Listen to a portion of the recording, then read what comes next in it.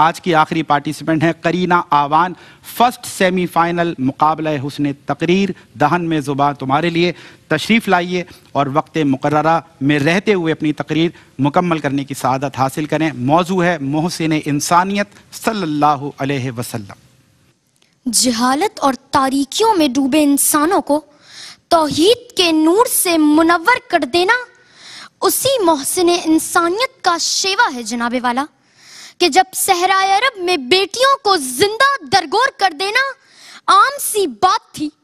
ظلم و ناانصافی کی سیاہ رات تھی، مایوسی اور ناامیدی کی بہتات تھی.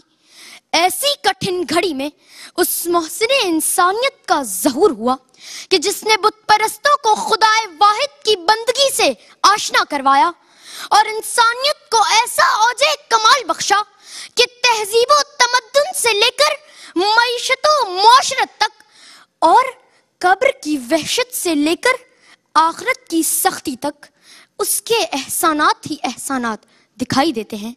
سو سلام پڑھیے صدر عالی وقار اس محسن انسانیت پر کہ جس نے کالے اور گورے کا فرق ختم کر کے تقویٰ کو معیار بنایا، جس نے بیٹی کو زحمت کے بجائے رحمت قرار دیا، جو غریب کا سہارا بنے، یتیم کا مولا بنے اور مظلوموں کے حامی بنے، کہ وہ نبیوں میں رحمت لقب پانے والا، مرادیں غریبوں کی بر لانے والا، مصیبت میں غیروں کے کام آنے والا، وہ اپنے پرائے کا غم کھانے والا، وہ اپنے پرائے کا غم کھانے والا، جس ہستی کا ہر قدم ہی انسانیت کے لیے رحمت، وہ محسن انسانیت کیوں کرنا کہلائے گی جناب والا.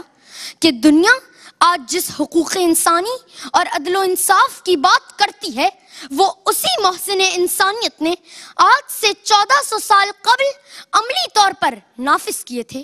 وہ محسن انسانیت کہ جس نے ریاست مدینہ کے حاکم ہونے کے باوجود صلح کو ترجیح دیتے ہوئے میثاق مدینہ فرمایا.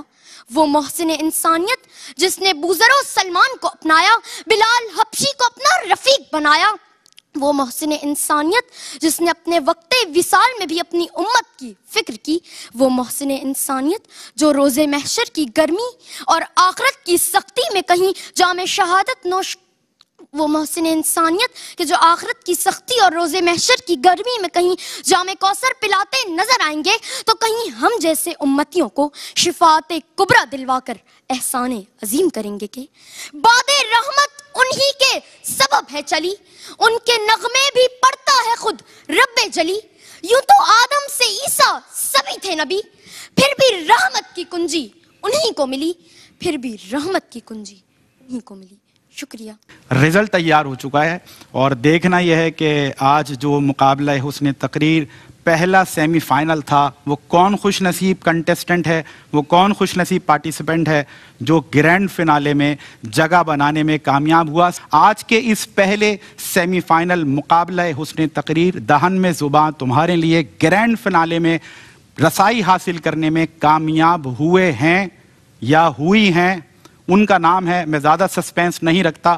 بہت مبارک ہو آپ کو قرینہ آوان. You have won this competition and you have qualified for grand finale. آپ کو بہت بہت مبارک ہو. اگر آپ کھڑی ہو جائیں، ہمارے ناظرین بھی ملاحظہ کریں، ماشاءاللہ بڑی ہونہار بچی ہے اور بڑے اچھے انداز سے.